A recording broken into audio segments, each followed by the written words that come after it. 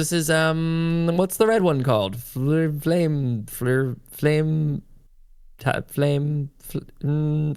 mage, artifact, treasure, dead.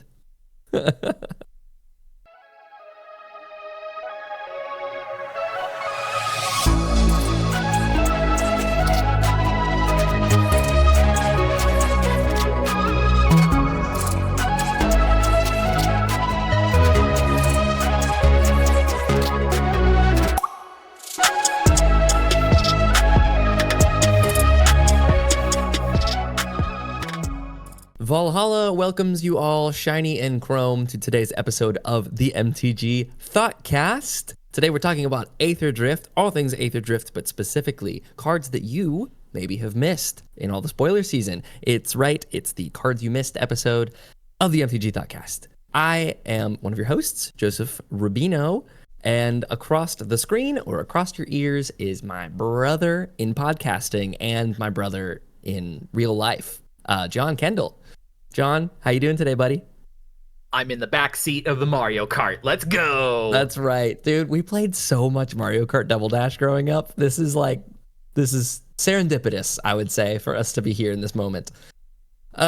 Pick your favorite analogy between Mario Kart, Wacky Races, Mad Max, whatever your preference is. Absolutely. Maybe a little bit of all of it, perhaps.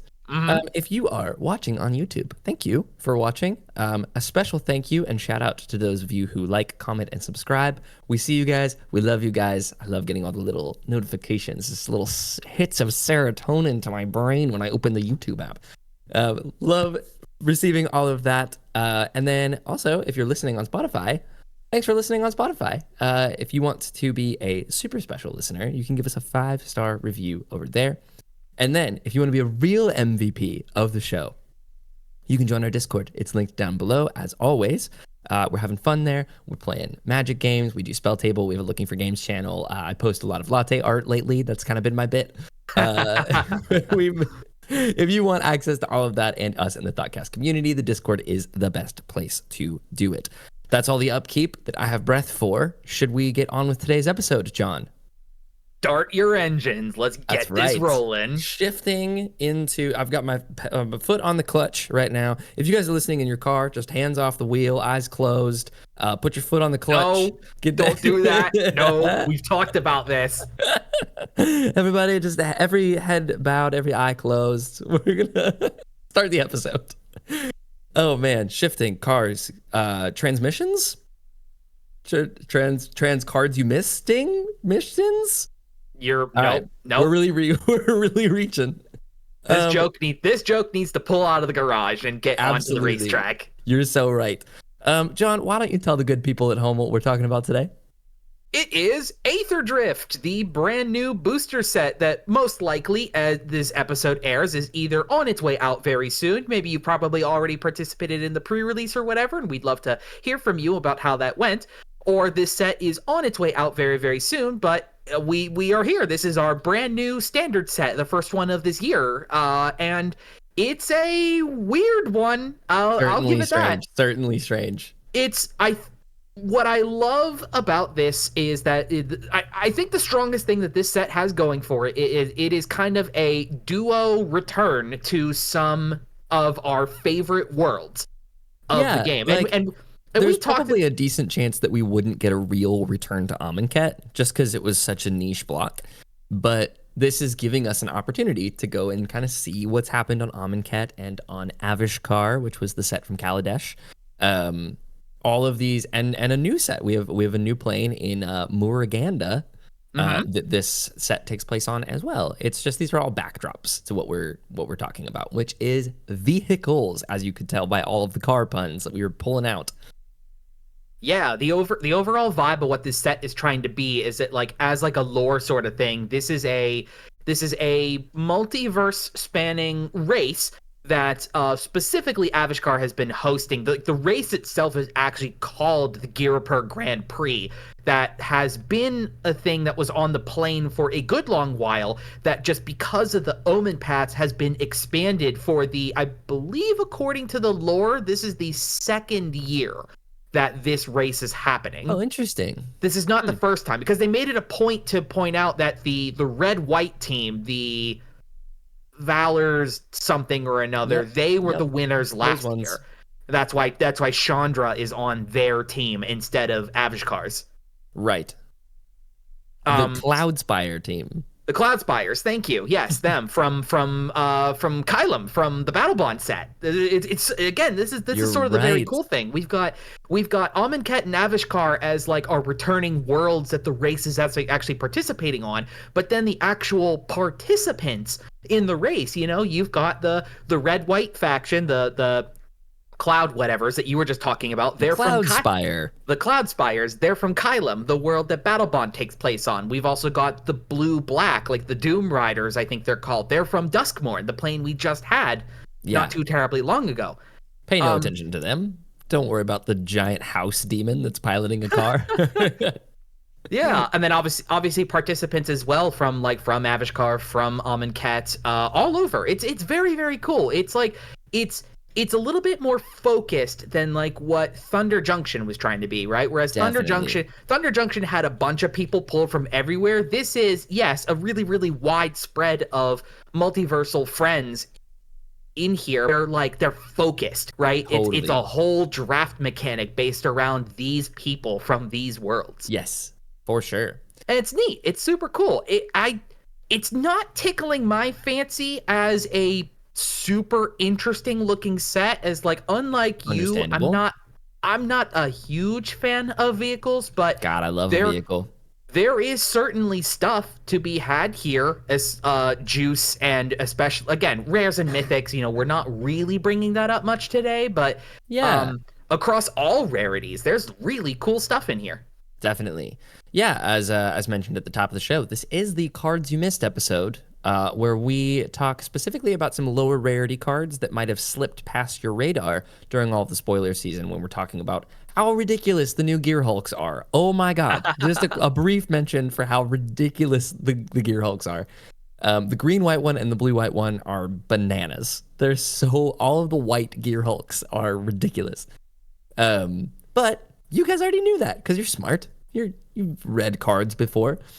There are some sneaky little pieces that are peppered in through the common and uncommon rarities primarily, that are going to be good. And that's the glue in a lot of your decks. Like, think about your rampant growths and your things like that are commons and uncommons. These are not to be scoffed at because they're commons and uncommons.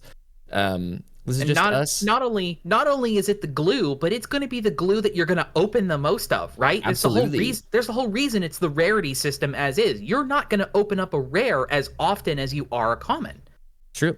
Yeah, the commons are common and the rares are rare. That's how it works. Mm-hmm. I don't make the rules. But while we're talking about vehicles, I can segue. The vehicle, a segue. That's really funny. Yes. I'll segue us into talking about some actual cards from the set, with a few vehicles. I'm curious whether these caught your attention as well, John. Hit me. But I have to start off talking about my boy Hulldrifter. Yeah, I had that as an honorable mention kind of thing, because just like the joke is too funny. Yeah. It's annoying that it doesn't actually do the Mulldrifter thing where you can evoke it or get it down any cheaper. But it's cool. So it's 3 blue and a blue for a 3/2 vehicle with flying and crew 3. And when it enters the battlefield, draw 2 cards. It's just super clean. That's a pretty bad crew cost for that vehicle. It basically makes one of your creatures flying. Crew, for anybody who doesn't know how vehicles work, this might be people's first interactions with vehicles. Vehicles are not a creature until they become crewed, and to crew them, they usually have a crew cost. It's crew at a number, and that's tap any number of creatures you control with total power N, where N is the number for crew. In this case, with Hulldrifter, it's crew 3. So tap any number of creatures you control with total power 3 or more, and this vehicle becomes an artifact creature until end of turn. So usually they have some pretty steep upside, whether it's in stats or whether it's in an ability when they attack or something like that, that warrants them not being creatures. There's also bonuses and downsides where, like, they don't get hit by board wipes because they're not creatures. But they also can't really block, and you have to tap basically 2 permanents if you'd like to attack with them. So vehicles are very fun. I highly recommend them. Hulldrifter, I really just wanted to talk about because it's a riff on one of my favorite cards. I'm ready for the rest of the series, what do you think the next drifter is going to be? Because we now have Mull Drifter, Null Drifter, and Hull Drifter. Oh, Any thoughts? I saw something online. Somebody had a cool idea, but I'm blanking on it right at the moment. Could be like Dull Drifter. Yeah, well, I guess we already got Null Drifter. That's the colorless Yeah, one. it's true. I'm going through all the letters now. Full Drifter. It is funny too because drifting is a racing term. Haha, vehicles. Got there. Yep, that's Hull Drifter. I think that one's actually less powerful than these other two I'm going to talk about. There is a cycle, ironically, of cycling vehicles. Which cycling is you pay the cycling cost, discard it from your hand, and draw a card. Basically gives some modality to certain spells. So like Clamorous Ironclad here is 3 and a red for a 6/3 vehicle. This is a common. It's a menace with crew 3 and cycling for a red. Just super clean. For those who have not played a ton with cycling or don't play a lot of reanimator decks, cycling is a brilliant ability and way to get things in your graveyard at the low cost of some mana and drawing a card. So there's different ways to reanimate artifacts from your graveyard, whether it's Goblin Welder abilities or the new one that I don't have written down here that just reanimates all of your vehicles. There's ways to do that, and these cycling ones are going to be really big players in those types of decks. So be looking out for those Clamorous Ironclads and its friends that have a cycling ability. And then the last vehicle that I have to talk about, third and final one for me, is the Guidelight Pathmaker. This one really stood out to me because it has the word search on it, and that's all I usually care about with cards. So it's 4 white and a blue for a 6/5 vehicle with crew 2 and vigilance. When it enters, you may search your library for an artifact card and reveal it. Put it onto the battlefield if its mana value is 2 or less. Otherwise, put it into your hand, then shuffle. This is on an uncommon. That does not say you have to cast it in order to do that. So this is a really good reanimator target, as well as just playing this because you can go and get any artifact that costs 2 or less onto the battlefield. That's your Mana Vaults. That's your Isochron Scepters. That's your Strionic Resonators. That's there's so many good artifacts that are 2 or less that if you play EDH, you know that. Soul Ring. This goes and gets a Soul Ring and just puts it straight into play. And if you're at a point in the game where that doesn't matter, this just tutors any artifact in your deck to your hand if it costs 3 or more. So this is so much flexibility on an uncommon vehicle in the set. It's not incredible that it's out of 6 mana if you're doing it fair, but I suppose, I'm not yes, paying if you're 6 mana for this thing. What are you talking about? Well, it's a consideration factor, right? It's true. Not every blue-white deck is going to be playing the I cheat artifacts strategy. It's you know what I mean? But I mean, even blinking, let's talk about you play a Brago King Eternal deck. I do. This is a 6 mana thing that can immediately go and get Strionic Resonator. And then if something happens with that, you can blink this and then go find something else. So you pay 6 mana for it once to go and get your combo stuff. And then any other time past that. I'm not saying that you should play that in that deck. I'm just saying that its failsafe at 6 mana is still pretty good. I suppose so. When you look at it all the way from the top down, if you're not I guess you probably wouldn't be playing this if you're not in a deck that can abuse getting it in early. 100% or blinking I suppose. or something. But I guess any kind of tutor is a tutor, I suppose. It's true. Yeah, you know what I mean? We're looking out for those. What we really want to look out for, though, is some really good tutors. Okay. And talk to me about it. And I'd like to probably bring up the best one in the set if we're talking about tutoring artifacts. Okay, I'm listening. That's going to be our ugly little friend, Transit Mage. Oh, yes, dude. I'm pretty sure this is not one of those ones that has gone under the radar because these kinds of cards, the mages, typically get talked about. But I would just out the cycle, doesn't it? Yes, I'm getting to that. Yes, but I'd like to talk about this in the sense of why I think of the mages, this one is the best. Maybe Definitely. other than Trinket Mage because it gets Skull Clamp. But let's talk about this little friend here. So Transit Mage is 2 and a blue for a 2/2 human wizard. When this creature enters, you may search your library for an artifact card with mana value 4 or 5. Reveal it, put into your hand, then shuffle. So as Joseph was talking about here, Real quick, I'm gonna pour one out for my boy Paradox Engine. This would be an unbelievable target, but my boy is still banned up. Sorry, no Paradox Engine, but as he was describing about, this is a continuation, and in fact is actually the completion of an old style of cards. Has been basically, I believe, since the original Mirrodin was Trinket Mage. That seems right. Trinket Mage was the first, and what makes these cards in specific is that they are a 3 mana 2/2 that they go and get an artifact at a specific mana value. Trinket did 1 or less, and over the years since then, we've had all the other numbers encompassing this. So like Treasure Mage was 6 and up.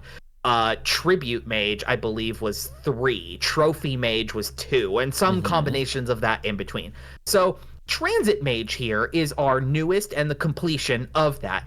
And I'd like to propose the idea that I think this one is going to be the best as far as Commander is concerned of this cycle. For Sell me no on other it. Okay, so for no other reason is that especially the 1 mana value that it hits. 4. What you can get with this is that Transit Mage comes down on 3, and your artifact that you tutored is now right on curve without like a waste of your mana. Right? Like, you can obviously make some really good plays with the ones that say, oh, go tutor a 3-drop artifact, but if you're not like effectively using all of your mana, you could have had a higher potential there. The fact that Transit Mage can come down at 3, and then on your turn 4, if you have not already ramped, can get down exactly what you tutored for. With most artifacts being colorless, you're not super restricted as your colors are concerned to what you are going to go and grab. And just that curve of being able to spend exactly the mana that you have one turn after another, that's a very, very effective gameplay strategy. Definitely. And you know, what kind of stuff could you go get with Transit Mage? I made a little list of some I made a little list of some. For those listening, I'm shaking my ring finger. I put this list together. You may have heard of some of these. I'm not sure, but let's throw these out here. The One Ring, Thran Dynamo, Mystic Forge, Panharmonicon, Aetherflux Reservoir, Helm of the Host, Maskwood Nexus, Birthing Pod, Door of Destinies, Vanquisher's Banner, Conjurer's Closet, Coat of Arms, Lithoform Engine. Like, you know, just some little unknowns. Okay, here's what we're gonna do, John. We're putting together a deck list. Brew with me for a second. Brew with me. It's a mono blue wizards deck with all of the mages, and the plan is to go and get Coat of Arms with Transit Mage. So all of your wizards, all of your mages get +1/+1 for each other wizard.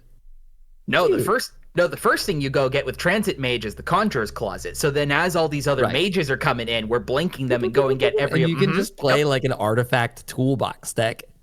We play Arami and or not Arami, Azami, and now all these mages are going to draw us cards as well. It's great, honestly. Seriously, like, please, wizards and artifacts, it's perfect. I'm telling you, I think because name a better duo. Like, all the mages have purpose, don't get me wrong, but because this does a curve out so incredibly well, and the amount of hits that it can do, this isn't even discounting the fact that, by the way, this can go and get 2 different mana values. All the other mages don't really do that, per se. Yeah, like 6 or greater technically on a Treasure Mage or whatever it is. Yeah, but like Treasure Mage is the worst one, because like you don't want to be doing your 3-drop to go and grab a 7-drop. This is true. Unless you're heavy ramp. Unless you're Fierce Empath. Yeah. Like, yeah. So which again, heavy ramp. Yeah, I would just like to propose this idea that Transit Mage for an artifact shell is going to be the most synergistic and grab the most versatile pieces that we can play in this game that will exponentially increase your chances of winning anytime you play it. I love it, dude. Yeah, I'm so in. You've been a fan of those mage cards for a very long time. I feel like this is some like vindication for you to have the completion of a cycle to where you could tutor any artifact at any mana value just with your mages. Yeah, I love I it. mean, you were talking about my Brago deck. I play the one in that deck that goes and gets mana value 2, just because that is the go Trionic get Resonator. resonator target. Yep, Yep. exactly. Well, if you were playing a blue and black deck and you wanted to play all of your mages together and you wanted something that would help close out the game while you're playing all of your artifacts down, or perhaps something to tutor with Transit Mage, you could play Pact Doll Terror, which is the next card I'd like to talk about. Riding my segue into the next card. Um, so Pact Doll Terror is an artifact creature. It's a toy. It's 4 mana, so it's 3 and a black for a 3/4, and it says whenever this creature or another artifact you control enters, each opponent loses a life and you gain a life. So this is what's the red one called? Fire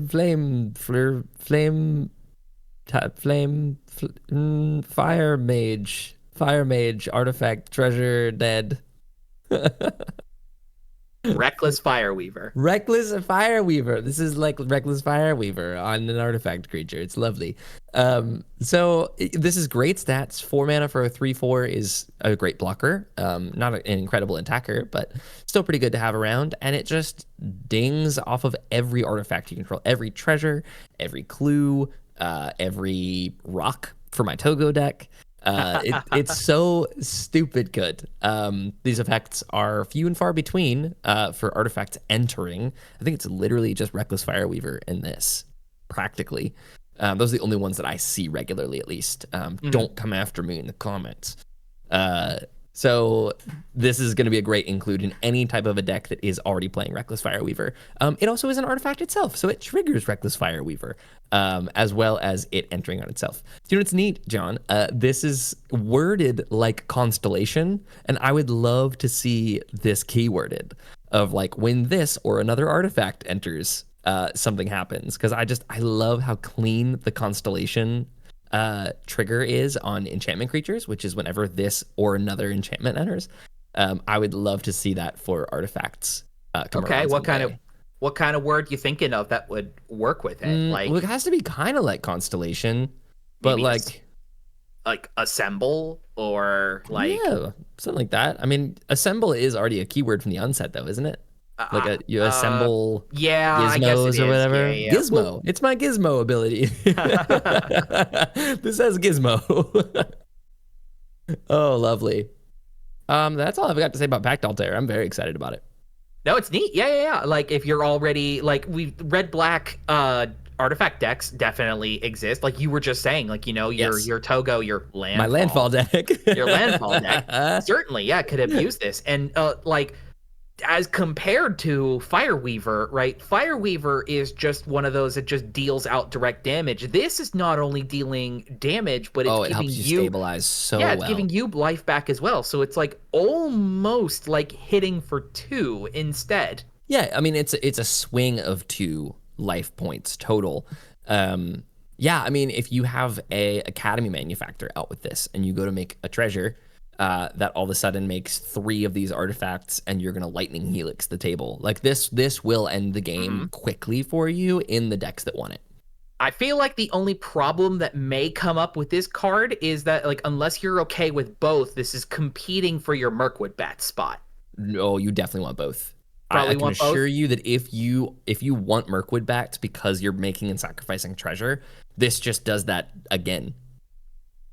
Easy. I'm into it. It's definitely like a worse, like I think if you're like tutoring one of these out, you're going to tutor Mirkwood Bats first.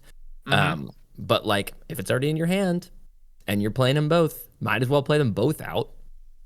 Yep, I think it just depends what tokens you're making, right? Like 100%. If you're like you said, if you're heavier in artifacts, definitely do both. But if you're not heavy artifacts, this is probably not much better than Mirkwood Bats. Yep, exactly. But super cool. I know. I mean, I play Mirkwood Bats in my Togo and Casket deck. And Pact Doll Terror will slot quickly and easily into that deck as well. But it's 4 mana, so we do need something to get to that. How can we ramp our way out into a 4 mana creature? How about the uncommon Deathrite Shaman? Oh, you interested in that? Let's talk about it. Let's talk about Molt Tender. Molt Tender is a single green for a 1/1 insect druid with 2 activated abilities. Tap to mill a card, or tap, exile a card from your graveyard, add 1 mana of any color. bonkers. It's so good. Yeah, what's one of the strongest pieces that Deathrite Shaman does? Like, obviously, yes, it can rip from any graveyard. That's its very, very strong attribute of it. But what's like the number one thing that Deathrite Shaman is here to do? You crack your fetch, Yes, exile it to Shaman, make a mana. 100%.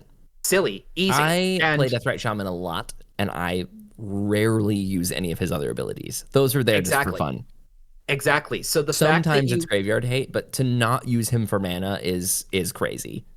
Exactly. So the fact that now green specifically, that my biggest problem with Deathrite is that it's been Golgari. It's a Golgari card. So like, don't mishear me. This is not your replacement for Deathrite Shaman. I do feel Deathrite does have a place and a home in any green, black, mill-centered deck. What I do like about this, though, specifically, though, is like, yeah, you can only hit your graveyard, but it has a natural built-in way to be able to do that. Yes. And what does, like, the other point here is that what is Deathrite's problem when it comes into the late game? If it has not been board wiped, at some point you've ramped enough that his mana is no longer relevant. So then obviously, yes, you could start fueling into his graveyard exile abilities that he's able to do. Or you could have something like this, that if you are a graveyard-centric deck, this is a just no extra mana into, just tap, mill a card. How many cards can you think of in graveyard-centric decks? How many trigger off of when you mill a card, or cares about the types of cards you have in your graveyard? Delirium, 100%. Threshold, any of those kinds of things, you know? Huge upside. So it, like, into the late game, if he has not died to a board wipe, he's going to sit there and continue to help you be a graveyard theme idea of just throwing stuff into the graveyard that just in a pinch when you need him to be an extra mana, I'll just pop this land out of my graveyard. Now he's an extra mana. Exactly. I see this less like Deathrite Shaman and more like a Gilded Goose kind of situation, where like it's a Birds of Paradise in the decks that want it to be. It's not going to be Birds of Paradise. Like, this is not going to be Deathrite Shaman, but it functions in a very similar way in decks that are built around it correctly. And I love those mana dorks, those single mana dorks. I play Gilded Goose a lot. Like, I love it. So I'm looking forward to playing this one as well. A notable difference between it and Deathrite Shaman as well, and I think you touched on this a little bit, but Deathrite Shaman has to get a land card, has to exile a land card to add a mana. This is just exile a card from your graveyard. This doesn't care what type it is to make the mana. So just getting any cards in your graveyard, you're going to all of a sudden have your Birds of Paradise around. That, like you said, you're going to be able to kind of keep going. What's up? Hey, are you playing a Slime Against Humanity deck that you're looking to make a mana and send a slime of humanity into exile where it continues to do the stupid thing that it wants to do? Amazing. I love that. Hey, I've got a play for you. Since we're talking about filling our graveyard and exiling cards from it, did you come across Dredger's Insight in your scraping of this set? I did not. Would you like to talk about it? Yes. So Dredger's Insight is a 2-mana enchantment. It's 1 and a green. It says whenever one or more artifacts and or creature cards leave your graveyard, you gain 1 life. And when this enchantment enters, mill 4 cards. Then you may put an artifact, creature, or land from among the milled cards into your hand. So, like, let's play this out. Turn 1, you play your Molt Tender. Turn 2, you play this. You've got 3 cards in your graveyard. You've drawn an artifact, a creature, or a land that you've gotten back. And now your Molt Tender is online to start doing stuff on turn 2. This is crazy. This is so much like Malevolent Rumble. It obviously doesn't make the Eldrazi Scion, which is what makes Malevolent Rumble ridiculous because it actually costs 1 mana. But this is such a cool version of functionally the same thing, where it's mill 4 cards, you get to put a permanent from among those milled cards into your hand. Obviously not a Planeswalker. It doesn't actually say permanent. This one only gets an artifact, creature, or a land. That's super relevant. It's really tough to find stuff like this. Like, remember when we were like settled with playing things like Commune with the Gods? Yeah, that's the kind of thing I was going to suggest is like, yeah, that this is like those types of cards, except being on a permanent, and then also continues to do something in a strategy that is looking to have cards enter and exit their graveyard a bunch, you know? 100%. Insidious Roots is a card that was from Murders at Karlov Manor that I've been completely obsessed with since the moment that I saw it. Which is, it's on an enchantment that whenever a card leaves your graveyard, a creature card leaves your graveyard, you make a plant, put a counter on all your plants, and then all of your creature tokens can tap for like a mana of any color. Dredger's Insight is going to play really well into strategies like that because it also cares about artifacts and creatures leaving the graveyard. You just incidentally gain some life off of that. Every time that you use your Molt Tender and you get rid of an artifact or a creature, you're going to gain a life off of that. That's going to stabilize you. As well as fueling graveyard strategies for things like this. And like you said, it's sticking around on a permanent is super, super relevant. I feel like the modern era of Magic, we talk about rectangle theory sometimes. The modern era of Magic is the more like rectangles of cardboard that you can have in front of you, the higher your chances are of winning. So having Dredger's Insight on an enchantment that, like, who knows, you can bargain this away. Like, you can bargain it away. You can sack enchantments for anything. If you have like a there's that viper, there's that snake that's in standard. I can't think of the name of it. If you have anything that cares about sacrificing enchantments as it comes in or permanents as it comes in, this is just going to be a great one that is going to keep your deck rolling along. I'm a big fan of Dredger's Insight. I don't know if you can tell or not. Nice, super cool. But what can we do to punish the people who are going super early on the rectangle theory? Well, let's hit everybody with an edict. It's called Momentum Breaker. And it sounds like a creature, but it is an enchantment. It's like the action of being a breaker, you know, even though it sounds like a creature. But so this is 1 and a black for an enchantment. It has the ability on it called Start Your Engines. We have not talked about this at all. Yes, we will circle back to that in just a moment. But what this card actually does is that when it enters, each opponent sacrifices a creature or vehicle of their choice. Each opponent who can't discards a card. Fire. The card then itself for 2 mana and sacrifices enchantment, you gain life equal to your speed. And that'll circle us back to the Start Your Engines. When you play a card for the first time that says Start Your Engines, if you currently do not have any speed, your speed is set to 1. You start at 1. Once during your turns, then, when an opponent loses life, your speed increases. So if you play a Start Your Engines card after you've already got something down, Start Your Engines sets your speed to 1, and then you can possibly hit somebody to make them lose some life super early, and then your speed immediately goes to 2. Maximum speed is 4, and there is only 1 card that has been printed that will ever drop that speed lower than that. But you can just gain it right back again at some point later on anyways. Because it sits in like the emblem space where it can't really be interacted with.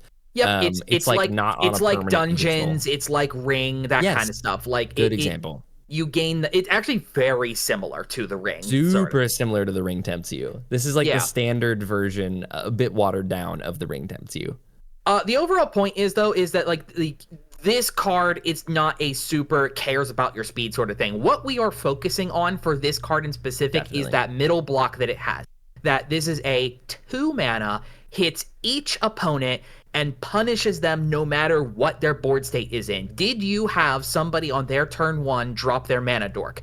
Or did you have them not play a mana dork? Oh, surprise, I dropped my second land, I play Momentum Breaker, your Delighted Halfling now just immediately gets eaten, you're now set back on the pace.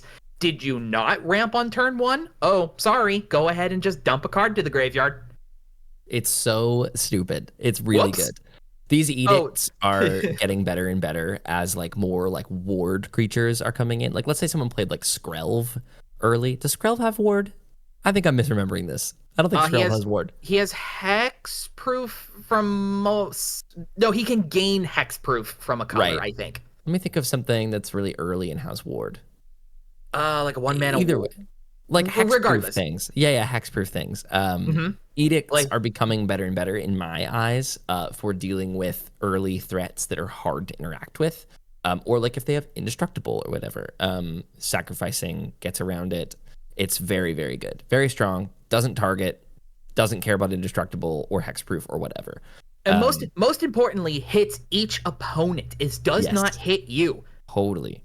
This is amazing, right? Like, I feel like that's sort of a bygone era of like each player sacrifices a creature. We've gotten a lot more of these, like Shieldred's Edict is ridiculous, and this is just I mean, Tithing Blade, I feel like is the more accurate comparison to this, which was one from LCI that was a 2-mana artifact. It comes in and it does functionally the same thing, except this makes people discard if they can't. So where Tithing Blade falls short, this shines, where like this will never not do something. Right. The fact that this being on an enchantment as well means that like most decks are probably going to have a harder time to remove this. And even if they were to go ahead and remove it, you basically have a food ability written right there exactly. on the card. You're going to gain somewhere between 2 and 4. You'll probably gain 3 life on average from this.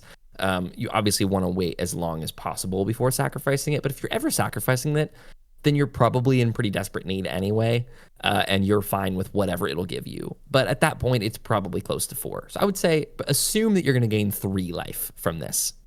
I do really like that this does come with a natural means to sacrifice itself for the potential decks in black that are specifically enchantment recursion, right? Like I'm thinking that it's so sick. I don't remember his name, but it's that Mardu colored one from the original Commander Legends that did like enchantment swap from your graveyard. I don't remember his name.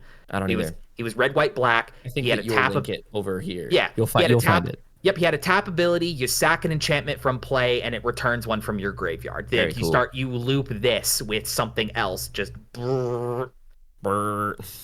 Yep. Edicts go burr. Momentum breaker go burr. Nice. Big fan. Well, talking about some other mechanics from this set, riding my segue on over to Sky Serpent Seeker. This is green and blue for a 1/1 snake with flying and death touch, which are my 2 favorite keywords just put together. This sounds very familiar so far as well. And it has an exhaust ability, which I'll get to in a second, but is 4 mana, so 4 generic mana. Reveal cards from the top of your library until you reveal 2 land cards. Put those land cards onto the battlefield tapped and the rest on the bottom of your library in a random order, and you put a +1/+1 counter on this creature. So it has like explosive vegetations attached to it that puts a +1/+1 counter on it. Exhaust, however, is a new keyworded ability for it's a new keyword for abilities in this set, and you can activate each exhaust ability only once. Per instance of this creature, obviously. If you have 2 of these for whatever reason, you can obviously activate them both. But they can only activate once per creature. This is just reworded monstrous, is what it is. It functionally like becomes monstrous and does its ability. It's just different. So this starts as a 2-mana 1/1 with flying and death touch, which I'm already into. I play Baleful Strix all the time. Obviously a better card because it draws. But this is green and blue. This is a different color combination. So it's hard to compare apples and oranges. So 2 mana for a 1/1 with flying and death touch is already something that I'm really, really into playing. And then on turn 4, you just ramp up to turn 6, and this becomes a 2/2 with flying and death touch. So I am all the way in. Is it slow? Yes. Is it on a creature which can die? Yes. I don't care though. I'm still going to play it. I'm going to jam it into all of my green-blue decks. This is a new staple for me. Yeah. And then, like, if you can blink it or recur it or whatever, you get to keep doing the exhaust abilities. This goes crazy in, like, an IEC Tyrant of the Gyre Straits deck or Tatuva or any of those, like, green-blue landfall decks that care about having creatures like this and finding lands. You're going to be playing some Sky Serpent Seekers. Yes, excellent. Yeah, like the biggest way to abuse it is blinking it out or recurring it and making it a new permanent so it has not seen itself as exhausted already previously before. Or making clones of it, I suppose, as well. That'd be something you can do. Yeah, that's a pretty desperate move, but you can do it. Yeah, I mean, there's some weird deck in here where like this comes down and then we're playing the like really cheap like 2 mana clones. Yeah, like Phantasmal Image. Hey, this is pretty good to put a Nantuko. Springheart Nantuko? Springheart Nantuko. To like bestow a Springheart Nantuko onto this. Pay 4, go get those 2 lands. Pay 2, make 2 more copies of it. You can then exhaust those and go and find more lands and then keep the chain going and just make all of these 1/1s with flying endless death touch birds. Yep. I'm saying, like, that is a legitimate strategy that all become 2/2s as they continue to ramp you. I'm sold. I want to put a Springheart Nantuko onto a Skyseeker Serpent at some point in the near future. Excellent. That's super cool. But what are we doing then with all this mana that we're going to be making off of this bird? Well, I think What shall we do, John? what shall we do? Well, I think we need to put this mana, we need to push it to the absolute limit. Yes. And I think you mentioned this briefly beforehand, but you didn't want to talk about the actual card. So I will talk about the actual card. This is the red sorcery. It's called Push the Limit. Okay. It is 5 and double red for a sorcery. Returns all mount and vehicle cards from your graveyard to the battlefield. Sacrifice them at the beginning of the next end step. Vehicles you control become artifact creatures until end of turn, and creatures you control gain haste until end of turn. RMS Titanic. RMS Titanic. Immediately, the coolest thing that is the read that I get on this card, the coolest thing is, like, normally when you get mass recursion like this, the stuff that you have brought back is going to send itself off into exile. This does not do that. No, it sacrifices. Yep, you get all of these pieces down into play. Yeah, obviously, yes, you've got to have to be kind of specific that this is only going to get vehicles and mounts, which, you know, you're not going to be able to really break that synergy too terribly much. Like, I guess there's some weird niche world where you've got, like, Masquid Nexus down, and then suddenly every creature in your graveyard is a mount. That works. So. Vehicle is not a creature type, so it's not going to work that way. But just the fact that this gets a huge burst of both creatures and artifacts from your graveyard into play, like, go ahead and name every synergy that is a part of. That is a bulk of creatures leaving your graveyard. That is a bulk of permanents entering the battlefield that then do their own enter the battlefield things. This is a bulk of creatures that are now going to go to combat and deal combat damage to either a player, multiple players, who knows? And like I said, this is ridiculous with things like Glamour's Ironclad, which cycles itself for one. It puts this 6/3 with Menace in the graveyard and draws you a card, so you can just play your Push to the Limit and recur it later, and it becomes a 6/3 with Menace and Haste. It's exactly stupid. Yeah. I love these effects. It specifically as well that it turns on every vehicle that it reanimates for a turn. Like, that's huge. Like, you don't have to have a board of creatures ready to go for your vehicles when they come back into play. They just get themselves online. Yeah.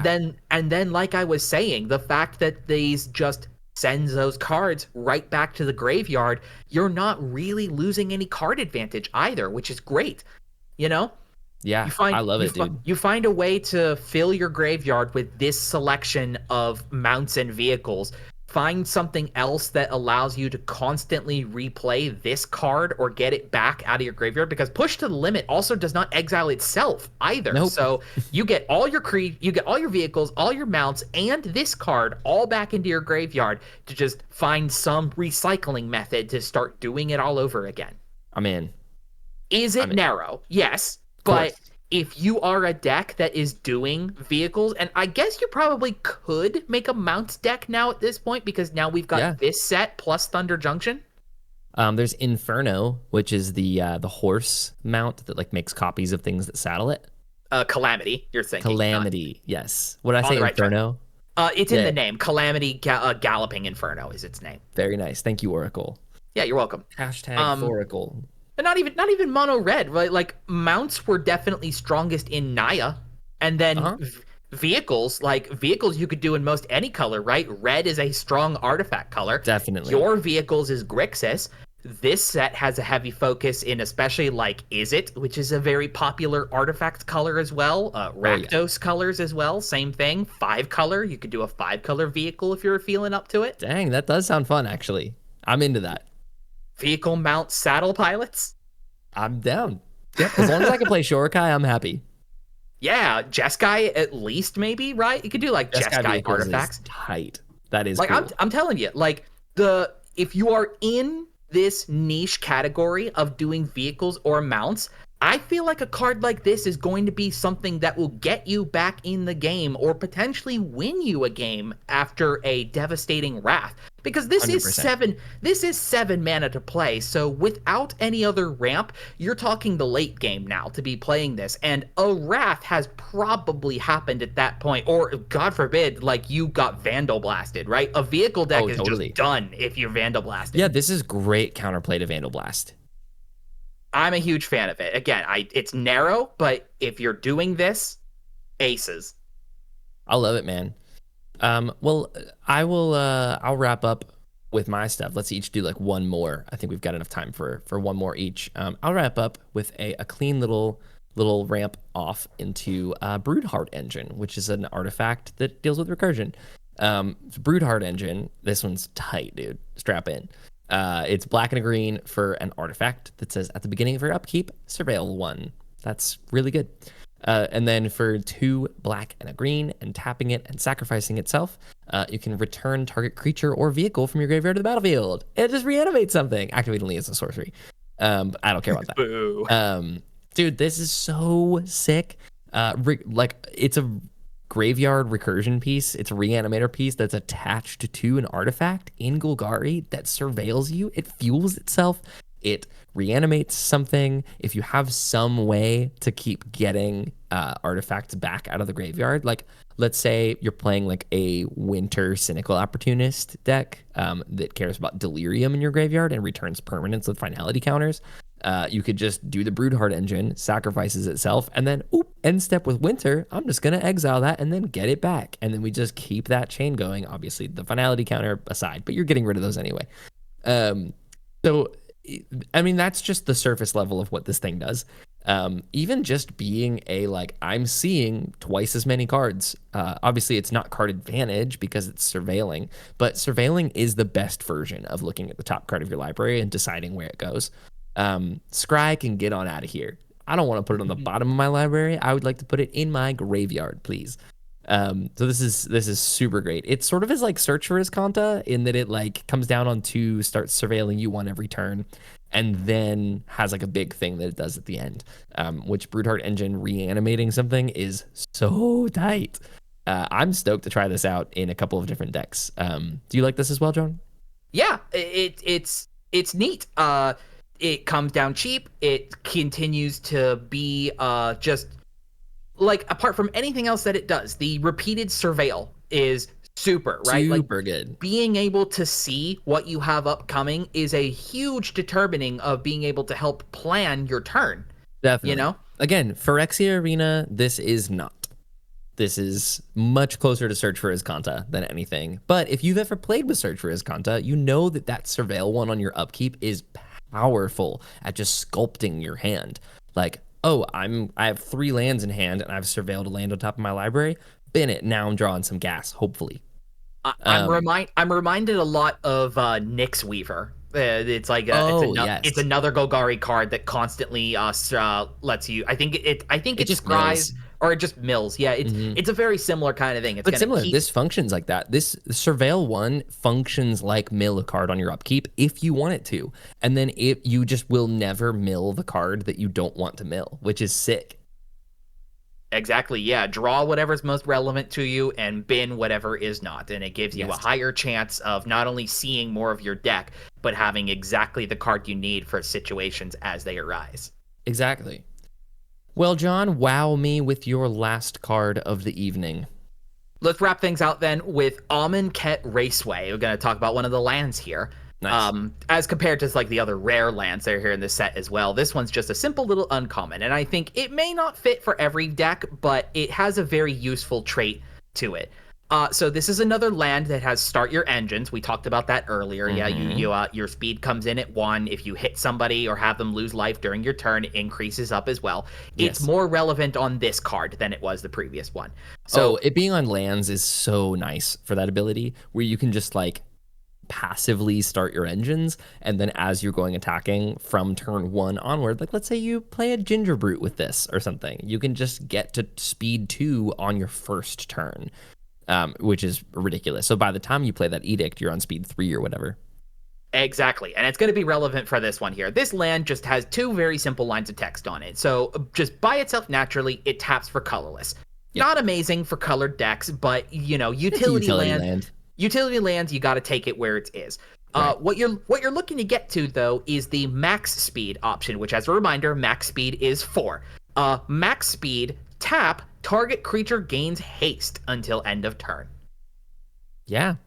So this is not going to be a haste provider early game, but I feel like that's okay with a card like this, because what do you want to give haste to? You're going to want to make sure you have haste for your big threats later in the game.